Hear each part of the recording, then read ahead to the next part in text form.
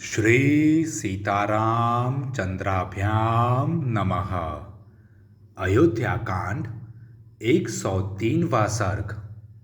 श्री राम आदि का विलाप, पिता के लिए जलांजलि दान, पिंडदान और रोदन।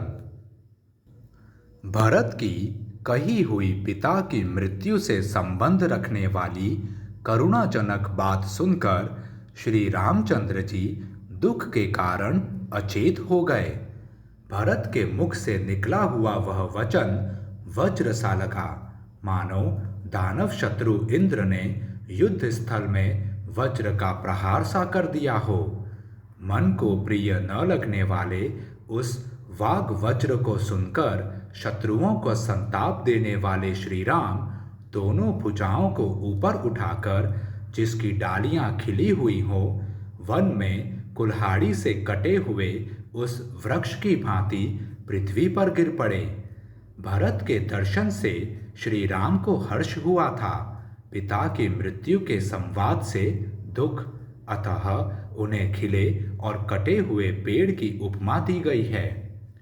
पृथ्वीपति श्री राम इस प्रकार पृथ्वी पर गिरकर नदी के तट को दांतों से विदीर्ण करने के परिश्रम से थककर सोए हुए हाथी के समान प्रतीत होते थे। शोक के कारण दुर्बल हुए उन महाधनुर्धर श्री राम को सब ओर से घेर कर सीता सहित रोते हुए वे तीनों भाई आंसुओं के जल से भिगोने लगे। थोड़ी देर बाद पुनः होश में आने पर नेत्रों से अश्रु वर्षा करते हुए ककुत्स्थ कुलभूषण श्री राम ने अत्यंत दीन वाणी में विलाप आरंभ किया। पृथ्वीपति महाराज दशरथ को स्वर्गगामी हुआ सुनकर धर्मात्मा श्री राम ने भरत से यह धर्मयुक्त बात कही। भैया, जब पिताजी परलोकवासी हो गए तब अयोध्या में चलकर अब मैं क्या करूंगा? उन राज शिरोमणि पिता से हीन हुई उस अयोध्या का अब कौन पालन करेगा? हाय, जो पिताजी मेरे ही शोक से मृत्यु को प्राप्त हुए, उन्हीं का मैं दाह संस्कार तक न कर सका। मुझ जैसे व्यर्थ जन्म लेने वाले पुत्र से उन महात्मा पिता का कौन सा कार्य सिद्ध हुआ? निष्पाप भरत, तुम ही कृतार्थ हो। तुम्हारा अहोभाग्य है जिससे तुमने और शत्रुघ्न ने सभी प्रेत कार्यों में संस्कार कर्म के द्वारा महाराज का पूजन किया है। महाराज दशरथ से हीन हुई अयोध्या अब प्रधान शासक से रहित हो अस्वस्थ एवं आकुल हो उठी है। अतः वनवास से लौटने पर भी मेरे मन में अयोध्या जाने का उत्साह नहीं रह गया है। परंतप भरत, वनवास की अवधि समाप्त करके यदि मैं अयोध्या में जाऊं तो फिर कौन मुझे कर्तव्य का उपदेश देगा? क्योंकि पिताजी तो परलोकवासी हो गए।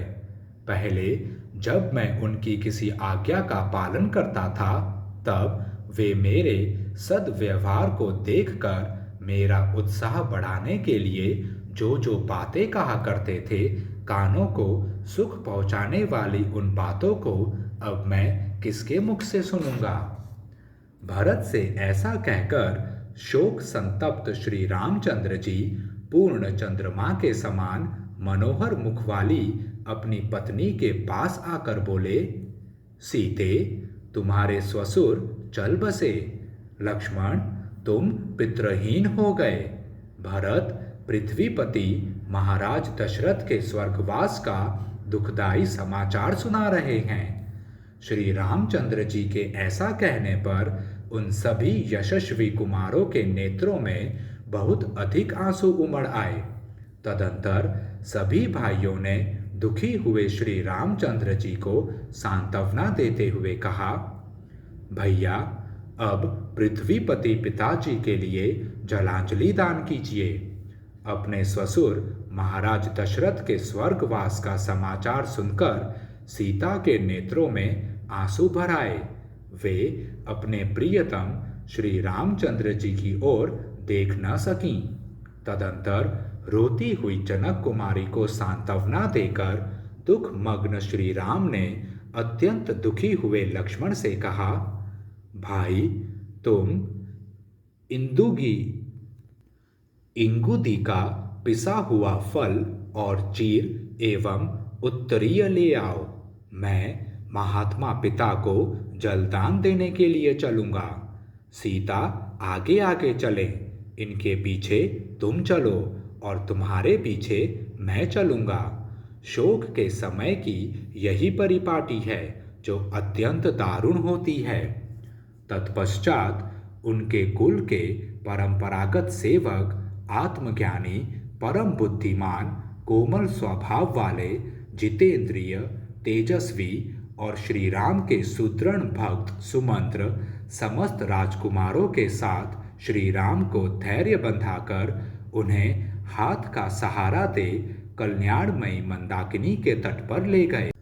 वे यशस्वी राजकुमार सदा पुष्पित कानन से सुशोभित, शीघ्र गति से प्रवाहित होने वाली और उत्तम घाट वाली रमणीय नदी मंदाकिनी के तट पर कठिनाई से पहुँचे तथा उसके पंकर रहित कल्याणप्रद तीर्थभूत जल को लेकर उन्होंने राजा के लिए जल दिया। उस समय वे बोले, पिताजी, यह जल आपकी सेवा में उपस्थित हो। पृथ्वी पालक श्री राम ने जल से भरी हुई अंजलि ले दक्षिण दिशा की ओर मुंह करके रोते हुए इस प्रकार कहा, मेरे पूज्य पिता राज शिरोमणि महाराज दशरथ, आज मेरा दिया हुआ यह निर्मल जल पितृलोक में गए हुए आपके अक्षय रूप से प्राप्त हो। इसके बाद मंदाकिनी के जल से निकलकर किनारे पर आकर तेजस्वी श्री रघुनाथ जी ने अपने भाइयों के साथ मिलकर पिता के लिए पिंडदान किया। उन्होंने इंगुदी के कूदे में बेर मिलाकर उसका पिंड तैयार किया और बिछे हुए कुशों पर उसे रखकर अत्यंत दुख से आर्त हो रोते हुए यह बात कही, महाराज, प्रसन्नतापूर्वक यह भोजन स्वीकार कीजिए, क्योंकि आजकल यही हम लोगों का आहार है। मनुष्य स्वयं जो अन्न खाता है वही उसके देवता भी ग्रहण करते हैं।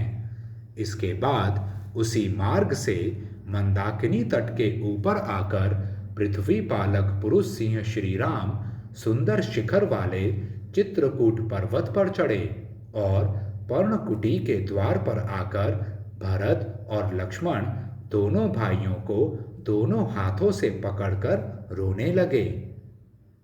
सीता सहित रोते हुए उन चारों भाइयों के रुदन शब्द से उस पर्वत पर गरजते हुए सिंहों के दहाड़ने के समान प्रतिध्वनि होने लगी। पिता को जलांजलि देकर रोते हुए उन महाबली भाइयों के रोदन का तुमुल नाद सुनकर भरत के सैनिक किसी भय की आशंका से डर गए। फिर उसे पहचान कर वे एक दूसरे से बोले, निश्चय ही भरत श्री रामचंद्र जी से मिले हैं। अपने परलोकवासी पिता के लिए शोक करने वाले उन चारों भाइयों के रोने का ही यह महान शब्द है।